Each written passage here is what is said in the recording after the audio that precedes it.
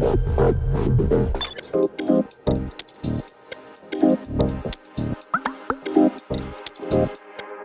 been 5 whole days that we've been stuck in this booth here. I love it, but it's been enough. We need to take a walk, Dylan. Let's go. Let's go. Stretch our legs.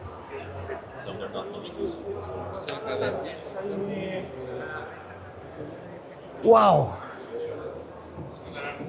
That was something. Yeah, it's been a busy week. Learned a lot, heard a lot of things from various end users and companies and people who have things they need. Everyone from every walk of life, and also from every level, right? Yeah. Students that haven't even started to CEOs. We've got it all here.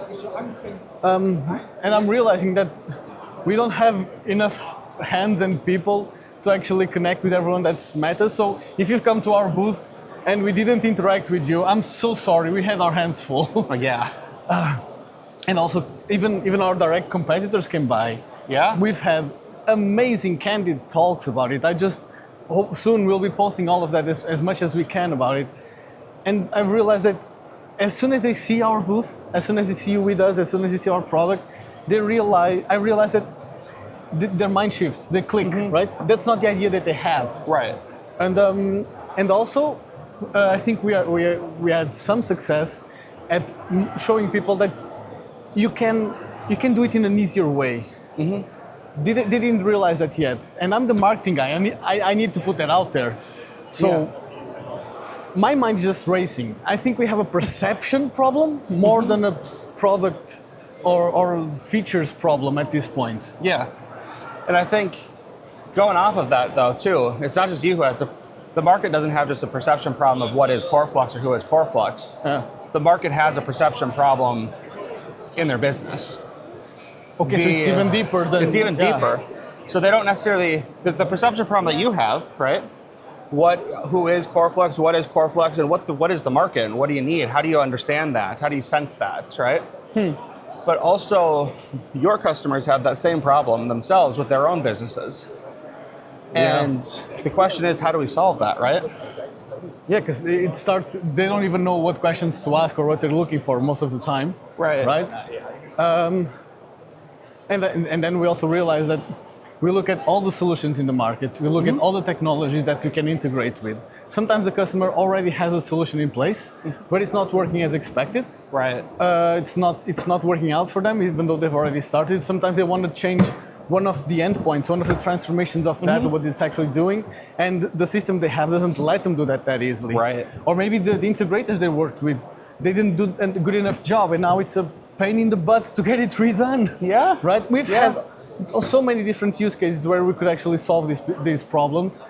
And also, the other problem is getting started, right? So trying it out, looking at the industry, looking at that integration, thinking, this is a monolith, this is too big for me. Right. But we have the new UI, and we have these boots on the ground kind of positioning, and the students are coming to us, and freelancers and people who have just started, and they realize that they can actually try it out, right? Yeah.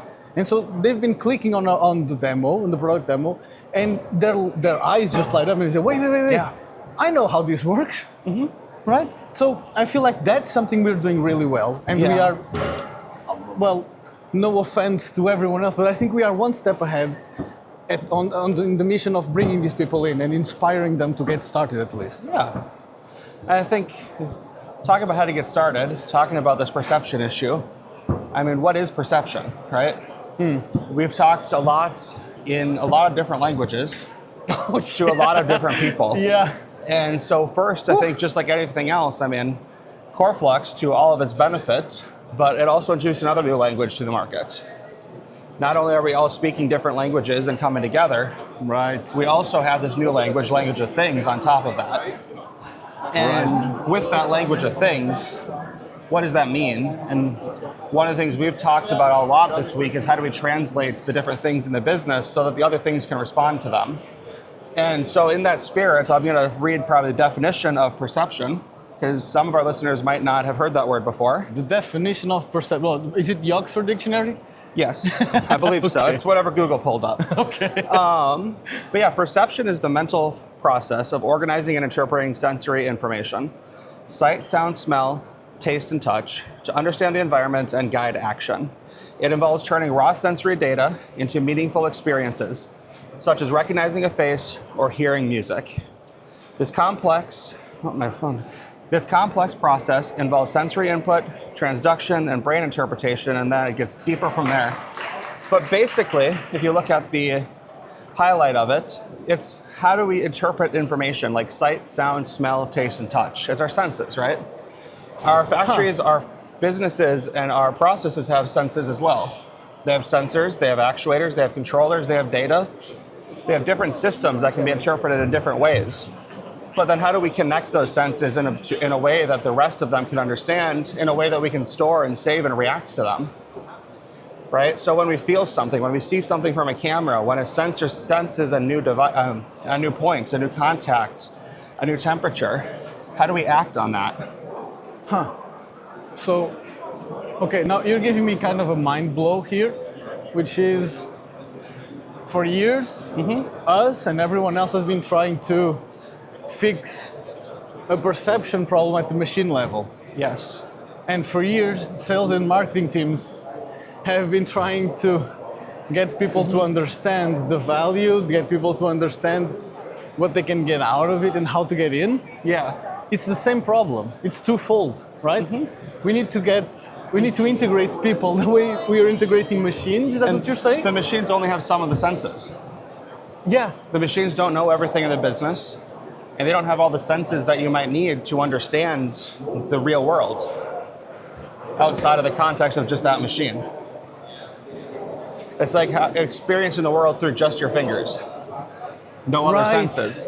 Or just your eyes with nothing else. It's like a camera or a temperature sensor or a pressure sensor. You only have what that one appendage can feel. But when you share those senses with other senses and other things, those are events. And those events can then be reacted on, can be aggregated, can be understood, modeled, and contextualized with other events in a way that can allow this combination of senses, not just from the machines on the factory floor, not just from cameras, but from everything, into everything, and unify not just our factories or our businesses, but our senses. And that's where I think a increase in perception, I mean, when you have this perception, when you understand what's going on, that keeps you a step ahead of everybody else who hasn't quite understood how to connect these, how to make these senses and these events matter and mean anything. You know, I'll be honest, you're saying a lot of things, and I'm hearing what you're saying, but I'm getting so much more out of it because no, we're on camera, but you're giving me such a different perspective. This is why I like you, and I've liked the way you work for years now, and I'm so grateful that you've seen the potential in Coreflux a few years ago, and you've kept in touch, and now we're partners. Yeah, you should take up my job and be the marketing guy, because you're able to actually put it in perfect words sometimes, man. What you're saying is exactly what we need in our mission to educate and to grow the community, right? One of the reasons we were successful in relaxing our competitors and having them hang out with us and talk with us is because we have one common issue above all else. We need more industry, we need more people to come in. And for that we need to understand people.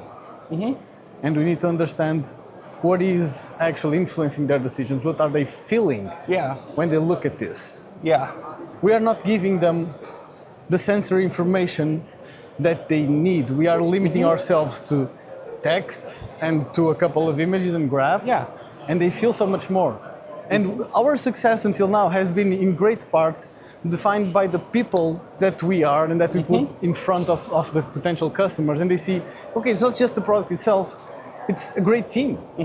They are friendly, they are supportive, they are available, We give them ideas, we tell them problems in the product, and they respond, and the product gets better. So that customer now has a bit of ownership on what Coreflux does.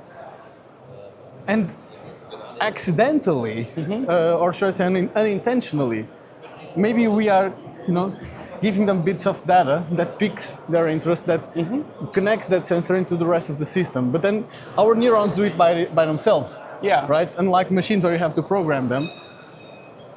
We've been doing that for years now. We and didn't even realize then, it.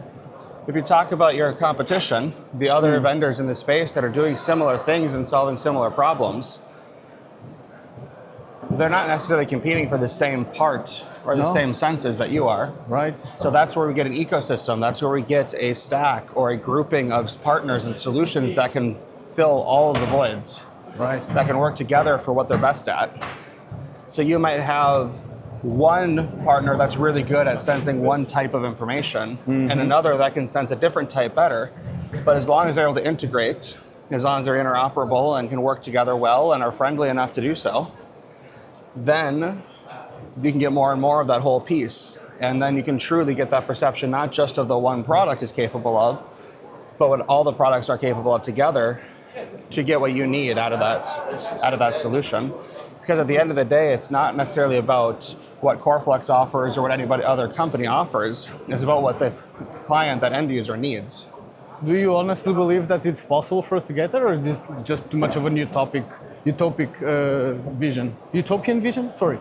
I think there'll always be friction. There'll always be some stress with it, and you'll have different people who will be able to better coordinate and communicate than others. But as a whole, I think we're getting there already. I mean, how many vendors, how many software companies that on paper compete with you did you talk to this week? And the answer is basically all of them. Right. Right. And how many of them were combative, defensive, or even at all competitive, including you? Not a single one. Right. Everybody was friendly. Everybody's talking about how do we grow the industry and how do we best help the end user? And how do we do what's best for as many people as we can? And Coreflux isn't alone in that mission. And I think that's why it's not only possible, it's already happening. Right. And it's not a new topic. People have been talking about this now for 5, 10, multiple years, multiple decades. It's just finally all coming together in a way that might actually happen now. And on that too, it's not just companies in one region or another. I mean, we've talked to companies in this vein from basically the entire world this week. Yes. And that same vision, that same attitude is shared by all of them, which tells you it transcends so much. I'm proud of this experience as a whole. It was an adventure for us to get here. It will be an adventure to get back home. It was tough to get this all done by the whole team of Coreflux and everyone else working with us. It was tough to survive these 5 days of continuous networking that doesn't stop. Everyone wants a piece of it. Especially for engineers who aren't wired for that. Man, yeah, they're getting their training. Like, it's a trial by fire, Hannover Messe for them, and it's incredible. And if there's one thing that I'm proud of most of all, is that we are inspiring others outside of our own team to be a part of it. And that starts with the artists that made the artwork and the marketing agency that's working with us. That goes all the way through to our direct competitors and everyone else in the industry who's come up and said that they are on board with that. Yeah. And the willingness that they have to talk and to show that we're talking, it means the world to me. Yeah. Because deals will eventually happen, money will eventually flow. That's how a company works. But this is where we make the actual change. And we're inspiring for that change. Now, that's already gotten started here. Yes. Now I really want to focus on how to get the community started with us. Yes. Right? And hopefully it will be through us, but how can they actually get started with this? Yeah, let's talk about how to get started real quick. Yeah. We're back in the booth, so see what we got here. Well, there we go. I think we're good here. Let's end this let's send this back home, blend it home. Yeah, so now that we're back, we walked the whole floor, basically, at least this hall or two. But how do you actually get started doing this? Everything we talked about, it was kind of vague, it was high level. Yeah. It really probably didn't land too much with the engineers who just want to know, what do they do right now? How do we get started, right? Right. And I think that's the easy part, because we have all these different softwares, all these different vendors. All of your businesses, all of your factories have sensors already. Most of the time you have controllers, you have building systems, you have energy meters, you have business applications, wherever that data happens to be coming from, whatever those sensors may be. They might even be people, right? Right. And we need to connect that data across the whole organization. And that just so happens to be where Coreflux really shines. Doesn't mean you won't need something else attached on the side later. Doesn't mean you don't want to start with something bigger from the beginning. But if you're just looking to get started, you don't have the full budget approval, and you're just a controls engineer or a data scientist looking for a tool to solve your own problem, that's where you should probably just download Coreflux. They've got their QR code. They've got their key to heaven here. We'll put a link in the comments to the download page for the free trial. Yeah. And I'll give you your key to, what did you call that again? The integration heaven. Thank you, my friend. No one had actually given me one. I was just giving them out. Now I have my own. So Dobby is free, you know? Yes. Now tell me a little bit about what that demo offers on the commercial side. So if we're getting started with a demo, it's a free trial. Some people are skeptical of that. Yeah. Is it the full package? Is it the full software? What limitations are on there? And is it really enough to get started with? Well, there's a free version that's free forever, right? Many people have been interacting with our public broker just to connect and see how to make connections. This is actually your own version that you can download, or that you can actually use on our cloud brokers as well. For 30 days, the trial works like the first paid version that we have. So it's plenty capable. But it will be free forever after you download it and install it in your local system. It will just limit the functionalities a little bit after 30 days. However, this is also very important, and that's our positioning here. If you are a student, if you are just getting started, if you have a concept of something fun that you want to do, and those 30 days are not enough for you, get in touch. We've been offering that custom option to try for free and just want to inspire you and talk with us and help you here at this booth. I think we really need to take that further. So you have 30 days to get in touch with us and see if it's working, if it's not working for you, and then we can extend it if it makes sense, and we want to help you with that, we want to expose that. What you get is the almighty MQTT broker, obviously. You get access to all the connectors and all the routes and the actions that are available with limited number that you can deploy, but have all of them available to try. And you have access to the language of things, which is basically the backbone of the whole thing when it comes to programming. And now you can actually use the brand new Hub 2.0, which encompasses all of this and wraps it up in a beautiful, beautiful UI. I know that I'm the marketing guy, but I couldn't be more honest when I'm saying that my jaw dropped when I saw it the first time. Because as someone who does not come from programming at all, I saw that and I thought, wow, I can work with this. And I just installed it, and I was clicking away, and I wasted the whole night just clicking away, and next thing I know, I was able to do stuff with Coreflux that I wasn't even aware of before, right? Yeah. That helped me tremendously. And what we've seen here is that people have been trying that demo here. They just click, it works, and in their brain it clicks like, I understand. It actually can drag and drop topics and visualize them and organize them, and you can customize it with themes, with colors, with the background. You get all of this. Yeah. We want you to have all of these, right? And also, we are now officially launching the Coreflux Academy, where people can get started with the first courses available. That will certify you as an official Coreflux expert. And that means that eventually we find the right customer, the right company with a project. And if it makes sense, we will actually refer you to make that happen. And this is a career launcher, we hope. And this is a certification that gives assurance to the customers coming in and looking at our products and whoever's working with us. Yeah.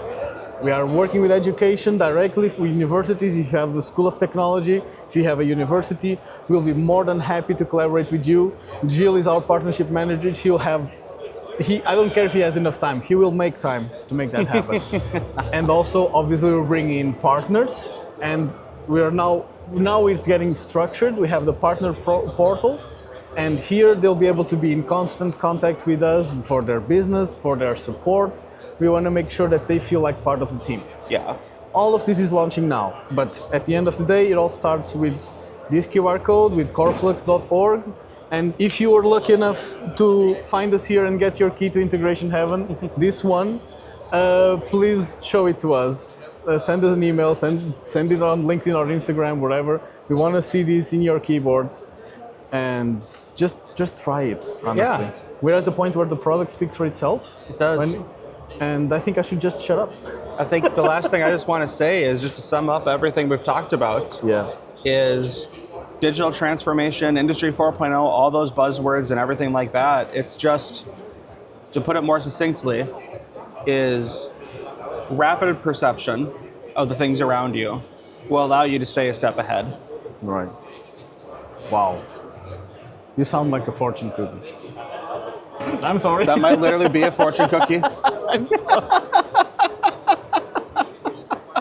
I had to put that out there. Yeah, I'm we're sorry. good. You can cut you can cut that last section. Let it stand. I have one last question. One last question. How's this week been for you? With us? I mean, we've had fun. We've had serious moments. We've had a lot of work. I can tell you right now, starting now, everyone in the team loves having you around. What has it been for you? It has been a lot of fun, a lot of work, exhausting, but in a very, very good way. This is my first time in Europe, and you and the team welcomed me into Porto in Portugal, where your home office is, and showed me around the town, showed me all the spots, some of the tourist spots, but some of the real spots as well. Right. And probably the best we could do in a single day, but we were out for a solid 12 hours, walked 12 kilometers, and saw a lot of the town. What's that in miles? That's like 8 miles? Something like that. Yeah? Yeah. That's not nothing. So we walked all around Porto, saw a lot of the spots, had a lot of the food, and really enjoyed that. And then we got on a plane, flew out here to Hanover, got into the fair, had a few different spots, hit up dinner. Yeah. We had a interesting, great experience at the hotel with a very friendly host. And it's been, I think the biggest thing though has been meeting everybody from so many different countries and so many different places is what unites us. Every single person at every single factory had a very different take on the very same problems. Right. And the root cause, the first principles, whatever you want to call them, have really proven themselves at this show and in these conversations. And not just in the business side, but in the personal side, in the jokes, in the sense of humor, in the business, it's just all the same underneath. I'm really proud of how this booth turned out to be so cozy that you could see the human behind the businessman in so many people, some CEOs. For me, a highlight is Gary from Skynet as a human being. He's so warm, he's so kind. But everyone else, I don't want to exclude anyone else, I just can't name them all. Yeah. But yeah, I love that happened here, that energy got through. I hope we can do this again so many more times with you. I hope we get used to flying to Portugal, because and we want to fly there as well. Oh yeah. And such a pleasure to be here with you, man. Yeah, it's going to be great. We're wrapping up a wonderful week. Thank you so much. Thank you. Thank you, and thank you.